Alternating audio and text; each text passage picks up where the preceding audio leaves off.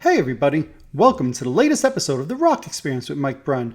On this episode, I'm excited to have with me bassist Phil Soussan. We're going to talk all about the upcoming Last in Line album, Jericho. He's going to talk about what it was like writing songs for the album, recording videos, as well as the band's plan to tour in 2023. Phil also shares a really interesting story about Ozzy Osbourne and the possibility that The Ultimate Sin could have been Ozzy's last album. Really great conversation with Phil. I think you guys are going to really enjoy this. So let's jump in and let's get started.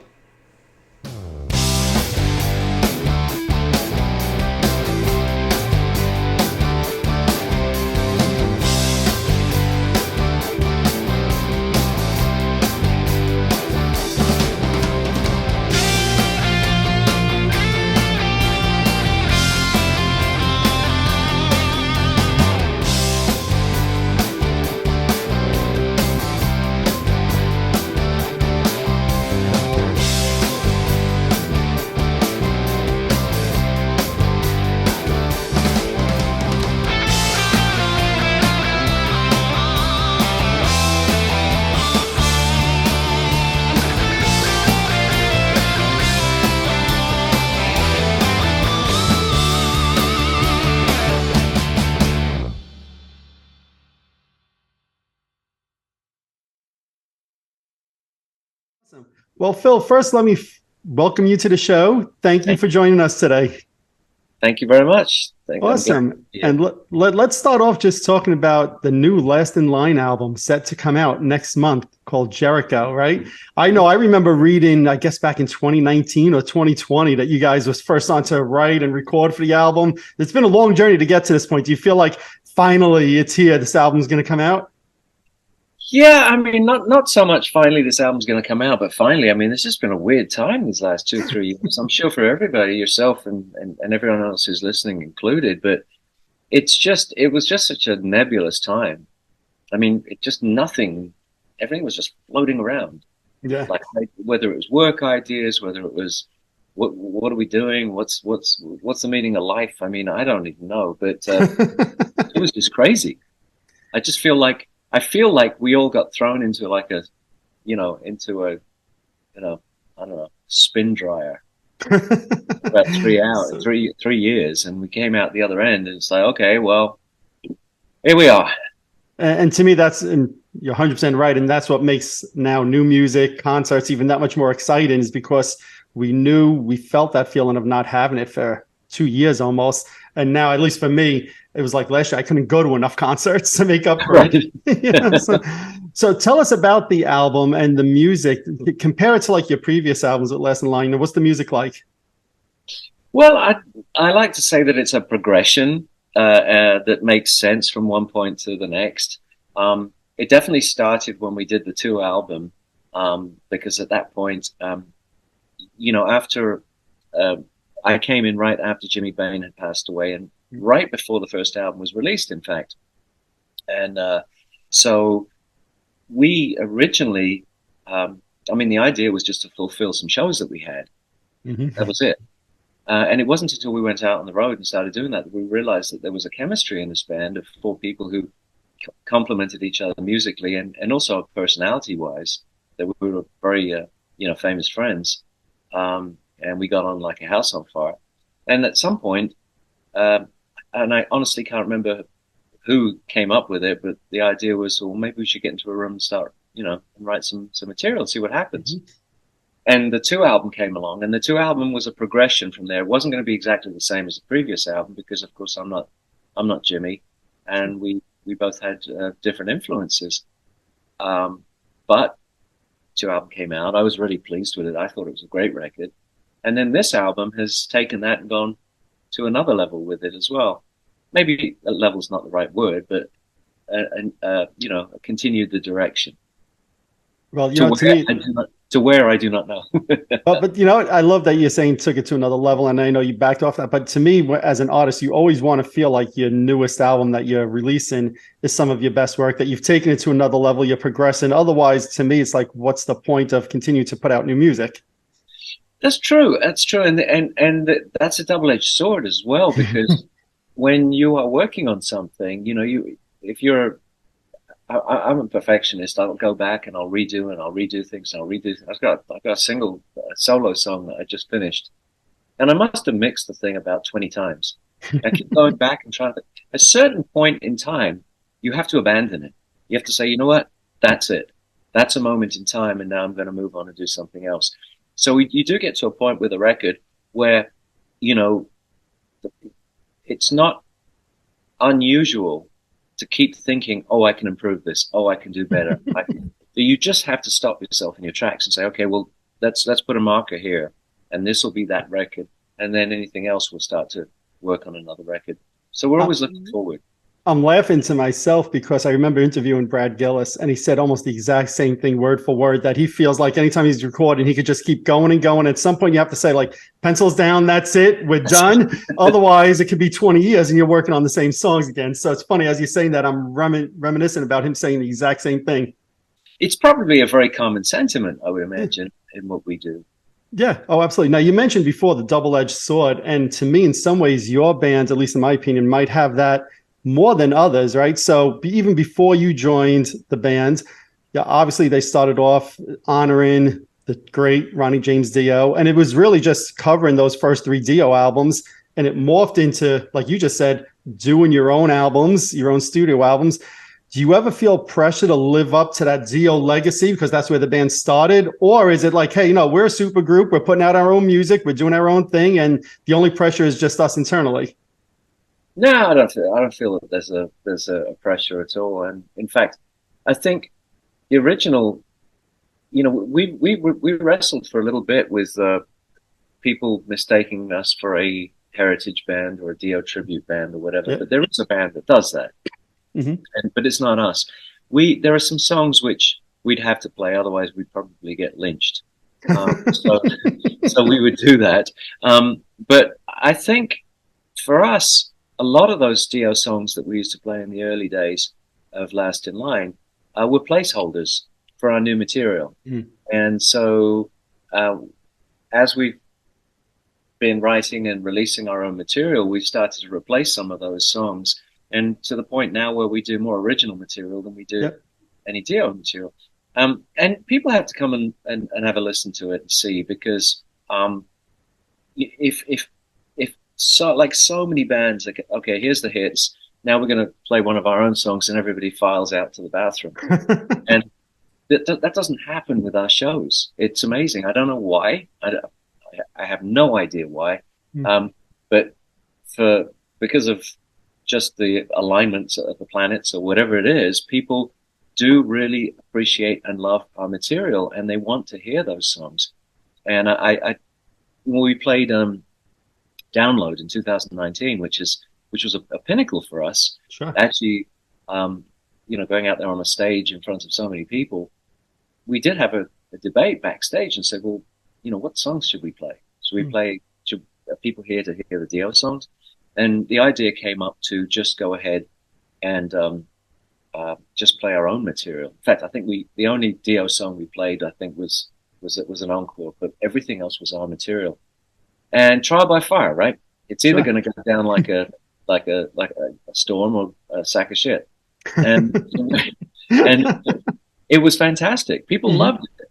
And that really gave us the confidence to move forward and say, you know what, people really want to hear this material. They love the new songs. They love the way it's going. It's obviously it's quality. You can put it up next to the Dio catalog, but the Dio catalog was a long, long time ago.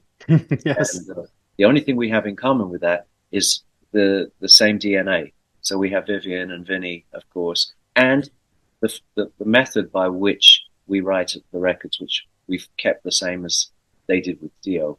Yep.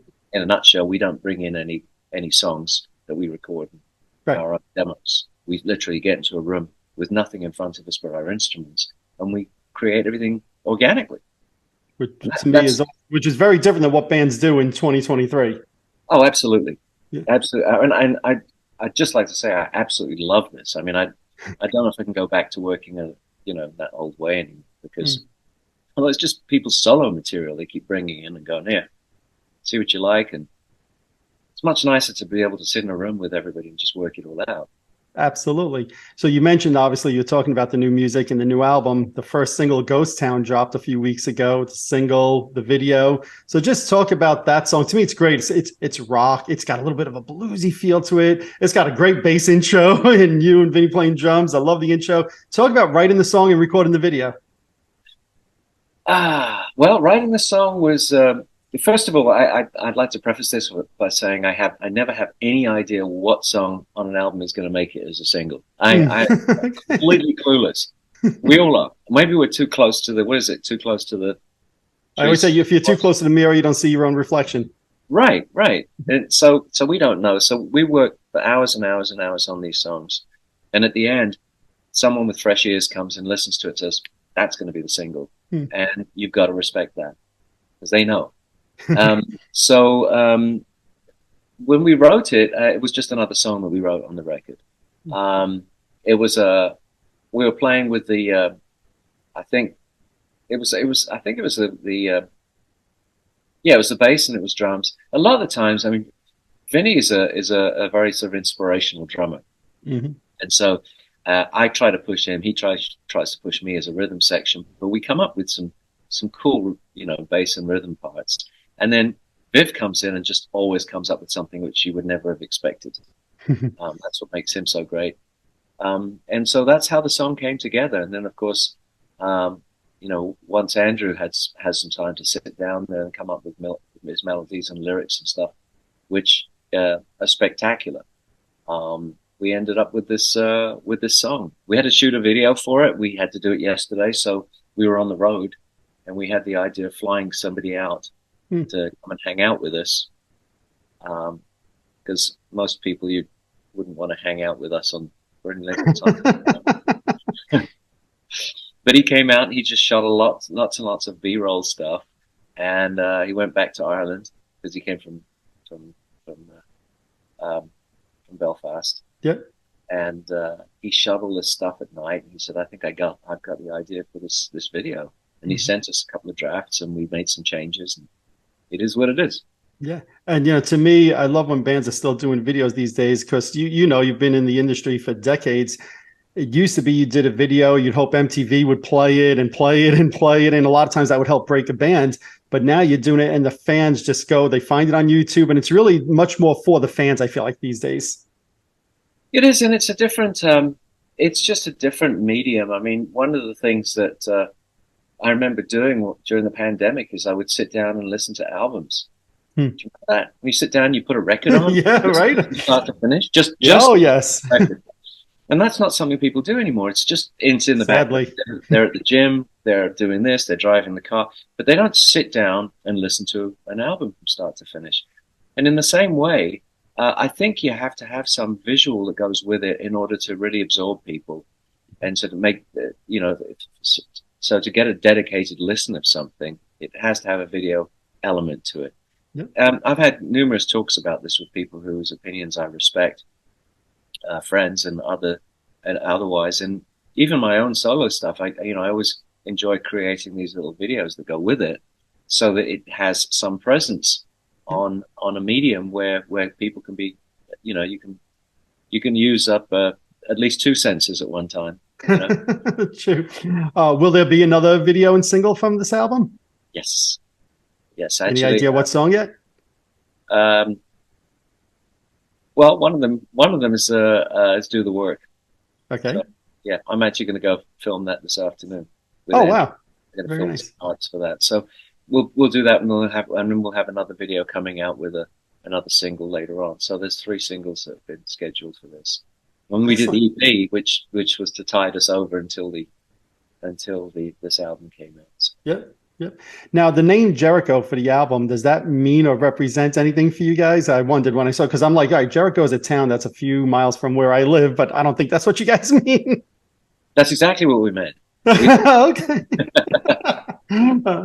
Jericho. I mean, listen, the subject of this album, the subject matter of this album is that deals with all the challenges that all of us went through for this last few years, and there's been so much stuff. I mean, not just good and bad stuff, but tragedies and just the shit that's out there, division and everything that's roped into this it's just a huge challenge.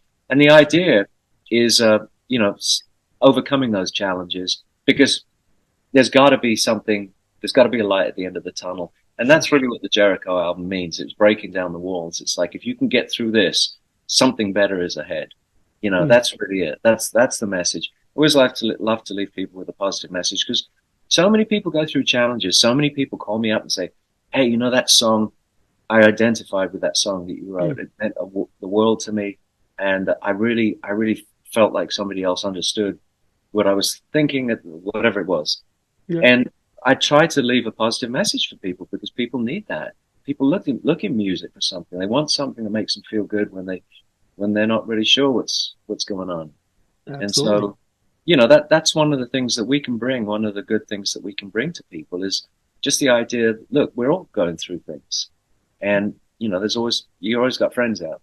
There's always people who you can turn around to and say, "Hey, help me out here." Or there's always, or if even if you don't have somebody who can help you with it, just putting on music can be very therapeutic and can help you as Oh, I well. agree. So I agree. that's a Yeah. message. Yeah, yeah, and I think that to me is a very important message. I remember a friend once asking me, who my favorite bands were and why do I like them the most? And I said, that's a good question. And the word I came up with, of course, they're fun. Right? Yeah, Music's about having fun. Music's an escape from reality. Music is about just, to me, getting in that zone and just enjoying them. Like you said, I used to love sitting with an album, looking at the credits, looking at the artwork. It was a whole experience to me. And music is about fun. So to me, it's great when you say that the album is centered on a positive image, because especially the last few years, that's what we as a society need, I feel like. yeah, I think so. I mean, we just, we need to realize that, part of life's challenge is, we're all put on here to learn how to get along with each other, So true. right? So true. Yep. Now, That's what's about. yeah, now obviously you have the, I'll say, Sabbath connection. You played with Ozzy for a little bit, but before he passed away, had you ever met Zio? Did you know him? Yeah, yeah. Um, I met Ronnie many times, and I spent time with him. I go to his house sometimes, and mm, he was just a fantastic guy. I mean, I never worked with him, but he was just the most gracious person, and just this little man with the hugest voice you've ever with an heard. incredible voice, yeah. Unbelievable. But he was very charming, and I loved Ronnie. He was great. He was a good guy. That's awesome. Listen, now I mentioned the Ozzy connection, right? And last week, everybody heard that Ozzy announced that he's no longer going to be performing live in concert and touring anymore. Have you spoke to him at all in the last few years at all, or decades? Or there's been a lot of stories about your history with him, obviously, but do you still speak to him at all? No, not really. Mhm. Anytime I do see him, it's quite rare, but if I run into him, he's always very gracious and fun, and Mhm. you know. Um, but that was a long time ago. It's amazing that there's not too many bands where you leave and you stay close friends. I can count on one hand the people that I've worked with that I'm still Mhm. good friends with and speak with on a regular basis. Richie Carson is one of my closest friends, Mhm. and we worked together for 3 years. Um, John Waite, people like that. Mhm. But uh, Jimmy Page, I stayed in touch with Jimmy for a long time. He was great, you know. It's good company to keep. Yeah, but even that, I haven't heard from him in a while now. I haven't seen him probably, you know, almost a decade now. Yeah, yeah, yeah, But yeah, I guess Ozzy was, I think he was kind of slowing down there for a while, wasn't he? yeah, yeah. Yeah. Unfortunately, age catches up with all of us, and to me, it was no surprise hearing him announce that he wasn't going to be touring any longer. Yeah. Yeah. Yeah. I don't know. I hear this thing. I mean, Scorpions are still on their farewell tour, aren't they? After 20 years. Yeah, yeah. Yep. There's a number of bands still on their farewell tour. There's a number of bands that come back after announcing a farewell tour as well. So, Right. So you that's never say never, right? absolutely. I remember, again, as a kid, I would sit down, I would read album credits. And I remember the first time seeing your name and really knowing who you were was on the Ozzy album and seeing your name near Shot in the Dark, right? So to me, and it's only recently that I learned that song was actually demoed, never released with the band Wildlife, like 4 or 5 years before Ozzy recorded it. What was it like? Like, how did you present that song to Ozzy, and how did that become a single, the first single on the album? Um, Well, first of all, there was a song that I brought to Wildlife, and they wanted to. They only way they would do it is if the singer changed. He wanted to rewrite the lyrics and slow it down and Hmm. change it. And so we cut a demo. It never went anywhere. Right. And then after I left the band, I had the song and I played it for um, at least two or three other artists that I went to work with, Hmm. and it wasn't, it wasn't something they thought was going to work. And it wasn't until we were doing the Ultimate Sin, and we actually went into pre-production rehearsals, and the label decided that they didn't have a song, they didn't, have a song that they would consider a single. And so they started pulling out all these ideas, doing cover songs and what have you. And eventually they turned around to Randy and myself and said, "Do you guys have any songs?" And Randy did. And I said, "Well, yeah, I've got some songs." Hmm. And I played them three songs, and one of them was Shot in the Dark. And they liked it. We started working that up and went back to from my original version Right. with, so it was much more sped up and what have you. And that became the version that everybody, that was the song that everybody knew. It was really funny because one of the other songs um, was actually made it onto this album. I was going to ask you what happened to those other songs. So it's on this new Last in Line album. Yeah, I mean, at least the roots of it were House Party at the End of the World. So it's really funny. You know, I, I remember playing it for guys and said, check. Viv said, "What are you playing?" And I said, "Oh, it's some old idea." "Oh, that's really cool." "No, no, it's not." "No, no, it's cool. Let's play with that." And so we ended up playing with it and recording it. And then they turned around and said, "Well, yeah, it's a pretty cool song. We're going to put it on the record." So That's all. So is there any other songs from the new album coming out now that go back in your years and in your catalog that you had never released? any new songs on this album? Yeah, anything on the new Last in Line album that is an Well, idea that you had from years ago? no, no, just that one. And it was just really the riff from it Okay, that I was messing around because, once again, it's not something where we bring in songs, but sometimes you mess around with the riff and sure, sometimes, what's that? I sure. said, "Well, it's just something I had knocking around." But, um, yeah, so that's how, that's how the Shot in the Dark thing happened. And, um, I remember because, I don't know, apparently, Sharon had said to me that the Bark of the Moon album had not really done as well as they'd hoped it would do. And so there was some talk as to whether the Ultimate Sin was going to be the last album or not for us. Really? Oh wow. And then when that thing came out, it just springboarded everything forward. So I think that that really projected, or at least lay some ground for Ozzy for the next part of his career. I like to think that anyway. That's I Um, never knew that. well, um, apparently that's why it was called the Ultimate Sin. So Very, very interesting. yeah, and so I don't know how much of that is truthful or not truthful, or because I just don't know. I mean, I was new in the band, so Sure. um, we just all I remember hearing was that this is going to be like it's big. What do you call it? It's big, the big last Mm-hmm. fling or whatever you want to call it.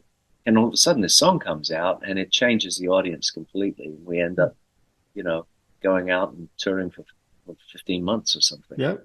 And like we were talking before with the videos, that video was on MTV. I felt like 24/7. I remember seeing that video all the time. Yeah, it was. It was remarkable. I was just sitting there watching this every single day, and it never made it to number one. No. Home Sweet Home was number one. I remember thinking, I was like, come on, give us a break. Like, up there for like months Yeah, almost, yeah, yeah, yeah. Right. It was Which is number two. ironic because you went on to work with Vince Neil a few years after that. So you Yeah, kept good company, small and you world. wrote a lot of songs on his album as well. Talking about Yeah, songwriting. yeah, absolutely. Yeah. Yeah. I know over the years, Jake has said he felt that you had a hand in him ultimately leaving Ozzy's band. What's your take on that? I'm so surprised. I mean, you can't believe everything you read. I mean, look, if Jake or anybody thinks that I have any influence over Sharon Osbourne, they're really giving me way too much power. But that's not the case. That's not what happened. You know, and Jake, I can't speak for Jake. I don't know. I mean, I never thought there was an issue or anything else. Hmm. I mean, Andrew said to me one time about a few years ago, he said, "Hey, you know, would you ever want to put a band together with Jake?" Because I was talking to somebody or blah blah blah. I said, "Hell yeah, that'd be great. That'd be a lot of fun." It never happened, but and then I start hearing all of this stuff, and I'm thinking, why, you know, why would somebody say that? The thing with Jake, he just one day he just stopped showing up. Mm. I mean, he must have had some issues or something that was going on, and he just, I mean, we went to rehearse and we were rehearsing every day, and for weeks that turned into months, he just never show up. Mm. And one day Sharon called us up and said, if he's not there tomorrow, we're going to let him go. And I think that's all that happened. So for Hmm. him to turn around and say that is, I mean, I can't figure out why he's saying it, but maybe he's trying to rewrite history or something. But it's that's not what happened. Right. Right. Well, to me, on the flip We were side of all actually, that, honestly, we were devastated once that happened because I remember sure. we were sitting there going, and we said to Sharon, "How the hell are we going to find somebody else?" Because Jake was like an incredible guitar player. He was a huge part of that band. He was a huge personality, and she turned around and said, "Oh, don't worry, you'll find somebody." Mm. And for the next 4 or 5 months, that's all we did. We sat in the rehearsal room, trying to find a guitar player. Right, right. And you would think at that time it would be a blow because, like you said, at first the thought was the Ultimate Sin could be the last album. Now you're riding the high of that success, and then all of a sudden the guitar player leaves. That's got to be a blow to the band. Yeah, yeah. I mean, we're all disappointed. Yeah, yeah. But We're now on all, the flip side, to me, when I look at you guys in the last in line, right, you, Vivian, Andrew, Vinny, it seems like such a close knit group of guys. Like you said before, when you're recording the songs, you're doing it all together. Um, am I right in saying you guys are a tight knit group? yeah, absolutely. I mean, that's the remarkable thing about this process and the way that we're able to write is that we do just get into a room together and just create. Yep. You know, we have musical styles which are not only compatible but are very complementary. Hmm. So what we come up with works, but it's also inspirational. What Vinny does and what Vivian and Andrew do is extremely inspiring to me, and Sure. I'd like to think that the reverse is true as well. But the proof of the proof of the exercise is that we end up coming up with this material and stuff that seems to work and seems to, you know, emote the right kind of sentiments in people who listen to it. You can Yep. say, "Oh, this is great. This is really terrific. This has." You can see the origins of this music, or you can see where this has originated from, where the DNA has come from. But it stands up on its own, and it's new, and it's different, and that's all the things that we really want to hear ourselves. Oh, absolutely. Now, for you, then, as a songwriter, right? We were just talking about like the stress and thinking maybe when Bark of the Moon didn't do good, it could be Ozzy's next album, could it be the last? For you, as a songwriter, is it easier in today's day and age where you don't have to worry about selling a million copies of an album? You don't have to worry about having a video on rotation all the time? Or is it harder for you because maybe sometimes you feel like the audience isn't listening as much because there's so much for them to find? You know, um, I don't know that I've ever really written things with the idea that it's going to be a huge success. Hmm. You know, you write stuff because you think that you're happy with what you've written and that you've taken the listener on a journey. The rest of it, you know, we don't have control over. I mean, True. sometimes you know, you write a song and you think it's going to be a great song and it's not. Um, or sometimes you write a song which is a really good song and it's just, you know, it doesn't really get any traction. So Sure. you can't really write thinking, oh, I'm going to make, you know, write a successful song. For Hmm. me, a successful song is if I've managed to put into it what I want to put into the song. And very often I write songs from a sentiment or an emotion or a feeling. Hmm. And my idea is to try to put that into words and put that to music. And then the hardest part about it is I have to go through and strip out anything personal out of it. Hmm. So what I want to do is take myself out of it and just leave the sentiment. That way, when somebody else hears it, they can relate to it it's not so much a story about someone else. It could be a story about themselves. And if I happen to feel a certain sentiment when I'm writing that, whether it's anger, happiness, jealousy, frustration, whatever it happens to be, and the person who listens to it, it emotes that same sentiment, to me, that's a successful song. Mm. I have managed to transmit a feeling from one person to another through music and lyrics. And that's really that's the art form, isn't it? I absolutely love that answer. Absolutely love it. Now, this album is the first one on a new label, if I'm not mistaken, correct? For For us, you it's a guys, new label, yeah, yeah, for you guys, yeah, yeah. yeah, Will music. will the fans get more albums from Last in Line as we go forward? I I hope know so. obviously this one hasn't even come out yet, and I'm asking about new ones, but Yeah, our intention is to carry on. Yeah, we're awesome. going to have to start very, very soon. We're going to have to start the debate about, you know, creating a new record, because you don't just create a new record, a couple of weeks before it comes out, as you know. Right, of So course. you have to start working it, from the minute we go out on the road to start to tour, we'll be in sound checks. We'll be messing around with ideas. We'll be taping those ideas and saying, "Hey, tape that, and Love then it. we'll get together." That's very often that's what happens. That's great. And talking about being on the road, I know you guys just announced a show. I think it was in Vegas in April. Mm-hmm. It's the first one I'm aware of for 2023. Is there more plans? Obviously, I know like Vivian's going to be touring with Def Leppard. Is there any other plans to do other shows this year? Yeah, and obviously we have to play peekaboo around the Def Leppard schedule, but Right. I think that's always been from the get go how it's been understood from the get go, and we could we we could get feel that's challenging, but at the same time, and we get a tremendous amount of traction from that connection with Def Leppard as well. So it swings and roundabouts. We're very grateful, of course, for that part of it, but we do have to work around their schedule. And hats off to Viv, because he's out there playing with Leopard and traveling around in private jets and God knows what. The minute he gets home, about 20 minutes later, he's on the phone going, "All right, let's get in a van, let's go play some shows." He's just gung ho to do it, which is remarkable. He just loves to get out there and play. Well, you know what? They're going to be on. In fact, I'm going to see Def Leppard and Motley Crue tomorrow night. And then Yeah. they're touring together, obviously, during this year. Maybe you guys could get on that bill, right? You have a connection with Vince Neil. You have a connection with Vivian. So you got to get Last in Line on that bill. It would be great. I mean, we've opened up for Def Leppard a couple of times. Mm-hmm. Download was one, and another time we played in Sacramento, a big arena show that they had out there. And so, fingers crossed. I mean, that would be great, wouldn't it? I think it would be absolutely awesome. I think the fans would love it. I would love it. Kidding? Yeah, I'm sure.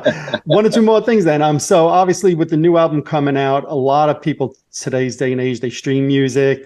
Will there be physical product? I know vinyl's a bit backed up on presses. Will there be physical product that fans could buy? Yes, I will. Okay, Yeah. awesome. Do you know Yeah, when that'll you're be right about available? vinyl. It's what is it? About 8 months at the moment, Right. 7 or 8 months. It's crazy.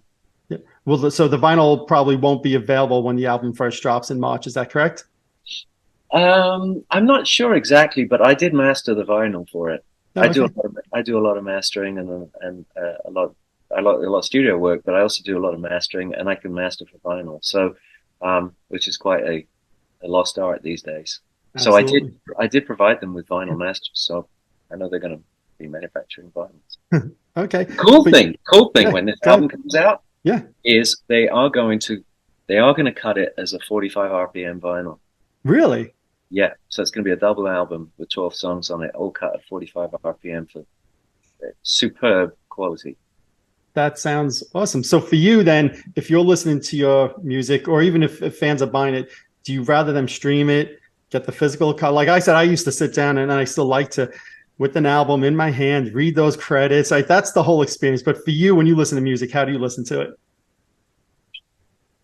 Well, there's the music that I listen to when I'm doing something else, as we talked about, if I'm in the gym or whatever, Sure. or I'm doing something around, some other job. But there's times when I really want to sit down and listen to something as well. And these days, I find myself listening in my studio more than anything else. Hmm. I'll put something in the studio, and it helps me because I get familiar with the room. I get familiar with this with what the studio sounds like. Sure. But there was there was a time, I think, years ago when I I loved records. And some of my friends, Sebastian Bach is a hugest collector of vinyl. I mean, he Yep. has so much vinyl, and he will literally sit down and put albums on and listen. And I used to love doing that. I need to do that more often. Hmm. If only we had all the time, right? Sometimes you can't, if you're out at the gym, you can't take your vinyl with you. But there is some special time that needs to be made to sit down and listen to and appreciate music.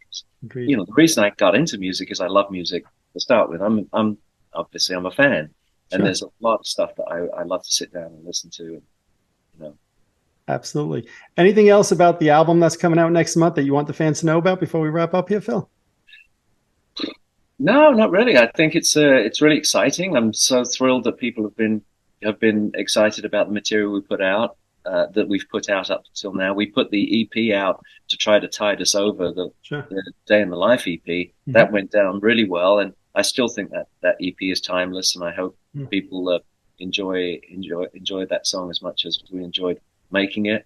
And this album is a follow on to that EP as well. So Excellent. Excellent. Well, I think it's March 30th. Next month it's coming out.